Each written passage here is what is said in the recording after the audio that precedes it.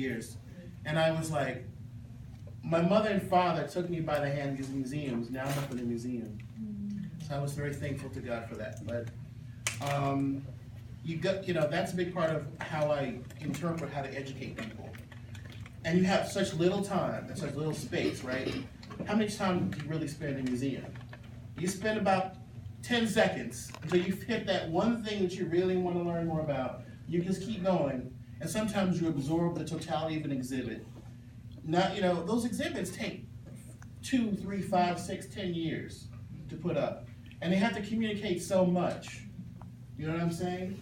When you go to the African American Museum, I'm gonna tell you something. Get ready for sensory overload. It takes 3 days. Don't do it in one day.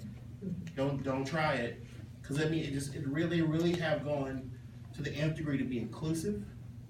When you see Marlon Riggs, black gay director, and Audre Lorde, black lesbian poet, and you see black Muslim, black Jewish, black humanist, sports folks, music folks, people like James Baldwin, all in the same place. August Wilson. I mean, they did everything. Every comedian, every part of our culture. It's such a beautiful job, and I was able to do some of the food stuff. It's what I participated in. So it's really incredible. It is. I do have 2 complaints though. They didn't put disco up in that piece in the music section or house music. I almost voted my way to the office. Okay, we got to stop this nonsense. So, then there's the other part of me, which is openly gay, queer, whatever you want to call me. I prefer gay. I earned gay. Because when I was growing up, gay was a white boy. So I'm like, I'm cool with that for now. I'm African American. I say African American. I can use black too. Black is universal me. African American is particular me. And I educate people and tell them that African American began in the 1700s, not when Jesse Jackson said it. So get your story straight. I come from Chocolate City, a gentrified city, a colonized city that was colonized with the willing participation of black politicians who never should have sold us out. That's another part of my reality. People ask me, where are you from? And I'm like, it's a hard question. I was gentrified out of the city I was born in. I come from a black family with almost all Southern origins. I identify with Southern people in the South's history and its culture. All my genes are Southern. My genes are a part of my food, everything I grew up with. But sometimes people be like, your Southern credit isn't right because you don't talk like you from down here. I used to hate that nonsense. I used to go to these communities in the South, and people would be like, and I said, no, I don't, and I'm glad I don't, because I was raised by a Virginia grandmother, thank you very much. We didn't talk that way in Prince Edward County. And they'd say, ooh, you're one of those, and yes, I am. There's different Souths. People don't realize that. That's why they get stupid, and they put Dolly Parton in a movie about Louisiana people. I love Dolly Parton, she's my spirit animal. Don't get me wrong. But Dolly Parton in Steel Magnolia with that East Tennessee accent in Louisiana, who you trying to fool? I'm from New Orleans. So you know, Dolly, no Chicken Pen Parish. Ain't no Chicken Parish anyway, but anyway. Made me mad. They do that all the time. You know the guy who does the Southern accents for Hollywood? He ain't never been in the South. So what are you training them in? There's that too, in the interpretation of Southern identity, which is for sale, right? The Southern culture is for sale because the South has nothing to sell itself anymore. Our hills are being blasted for the coal, right? We don't need you to mine coal, we can blast the mountain up. We don't grow stuff anymore. That's minimizing. It used to be, part of the Southern tourism industry, I don't know if you know this or not, was back when the roads first really opened up between World War II and Vietnam.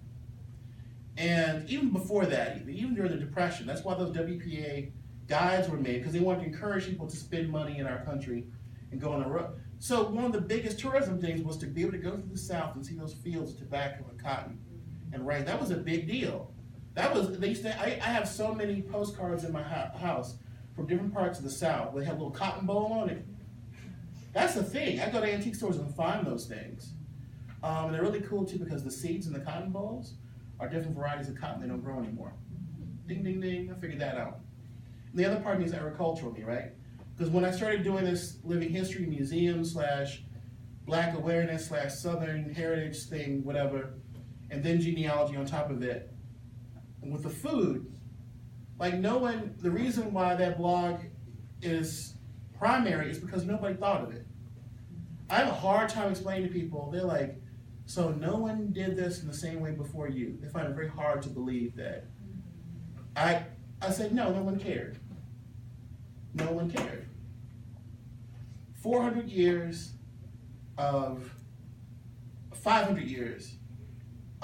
Black Atlantic culinary tradition married with ecosystem usage through fishing, hunting, foraging, through farming, and no one cared until like 20 years ago. That's how deep this is. Now everybody wants to talk about it as if it was always a thing. It wasn't. Because if it was, we would have been documenting all those stories. But see, we had two different kinds of pressure on us. Number one of the greatest cultural shifts happened in the past 150 years, 100 years. Let's say 100 years. And that was the movement of primarily rural people, Black Americans. At the turn of the 20th century, we were 90% Southern, and we were 90% rural. That was it. That was our way of life. And the rest of us were scattered other places. Now, we've shifted to the point where we're certainly not as rural, but we're not centered necessarily in the American South. We are still predominantly Southern as a people. That's not where our center is. Our center is in cities, New York, LA, Atlanta, Chicago, etc. That's where our center is. And we're decentered from our rural heritage. We were also pushed off the land. My grandfather, who is still with us, thank God, helped found the Federation of Southern Cooperatives. So they're one of the many agencies that went and fought the government and said, no, you're going to give Black farmers back our due after getting us off the land. And that's a very important thing. When I was about 18 years old, I was 18 years old. I hate that about myself. A couple of years ago, it actually happened 20 years ago. So I met August Wilson. He came to Howard University. And I gotta tell you, a lot of people are jerks when you meet them and they like have a little note to them and name to them. August Wilson was a complete gem. August Wilson is what started this. He's a catalyst. August Wilson is the playwright who wrote the Fences, the piano lesson. Some of you may have had to read him in school. Some of you may have seen the Fences movie they just put up or seen the piano lesson on TV. Ma Rainey's Black Bottom. He wrote a cycle of plays for every decade of the 20th century, completely touching every theme in Black life. And August Wilson was from Pittsburgh. He was the son of a German baker and African-American mother. He grew up poor in a big family. His teachers did not believe he was smart. He became a writer. He left home when he was a teenager, and then he went on to EGOT, the whole way. And lived long enough to see several Pulitzer Prizes. He was a bad man. So he came to Howard University, where I went to school, and audience was packed, and one of our professors was really, a scholar of him, and he's sitting in the front, and so a little timid Michael Twitty got up, 18 years old, and asked the first question, right? It's kind of like that moment in Roots where, they asked, I don't know if you all know the original Roots, but that moment when Kunta Kinte said, when they bring out the knife for the manhood training, it's all over with, they gotta do that part, and I say, which of you shall be first? And they're all terrified. Kunta Kinte says, I guess. I'm like, you fool, you should have waited to the end. But that's what I did. I was terrified. I got up and I said, Mr. Wilson said, you said that Black folks should have stayed in the South and figured things out and led the revolution from there instead of moving out in Great Migration. And you know you're a child of the Great Migration. How do you explain that? And he said, when we were living in the South, we had our own clothing stores. It may have been Jim Crow. We put our money in our own community. He said, when we were in the South, we fed ourselves. We had the land. We had access to nature. Nature is a part of our religion, our spirituality, our identity. We were in the South. We could always point to where our grandfathers and grandmothers were buried. All these different levels. And they said in many ways, running away from being self-supporting was a great disaster for us.